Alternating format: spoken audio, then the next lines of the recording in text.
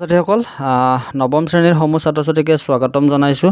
আজি আমি নৱম শ্ৰেণীৰ সমাজ বিজ্ঞানৰ প্ৰথমটো চেপ্টাৰ ইতিহাসৰ তোমালোকৰ কাৰণে দৰকাৰী কেইটামান ইম্পৰ্টেণ্ট পইণ্ট আলোচনা কৰিম। তোমালোকে এইকেইটা পইণ্ট কেনেদৰে মনত ৰাখিবা আহাচোন। তোমালোকে বৰ্ডত চোৱা।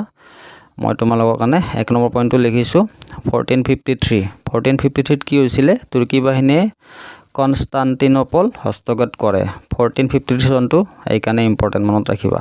তাৰপিছত 2 নম্বৰ পইণ্টটো চোৱা 1487 বাৰ্থলমিউ ডিয়াজে উত্তম সান্তৰীপত উপস্থিত হয়। বাৰ্থলমিউ ডিয়াজ কোন আছিলে? এজন পৰ্তুগীজ নাবিক আছিলে। তেওঁ প্ৰথমবাৰৰ কাৰণে উত্তম সান্তৰীপত গৈছিলে, সেইকাৰণে চনটো ইম্পৰ্টেণ্ট 1487।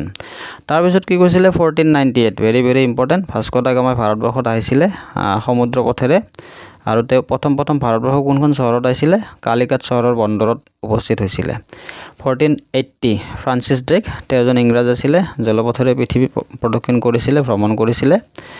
কিমান চনত? 1580 চনত। তাৰপিছত 1582 চনত কি হৈছিলে? ৰাল্ফ ফিটজ নামৰ এজন ব্যক্তি আছিলে, তেওঁ এজন ইংৰাজ আছিলে, তেওঁ ভাৰতবৰ্ষৰ আৰু ব্ৰহ্মদেশ ভ্ৰমণ কৰিছিলে। তাৰপিছত 1599 চন, কিমান চন? 1599 চনত জন মিল্ডেন হল নামৰ এজন ব্যক্তি আছিলে।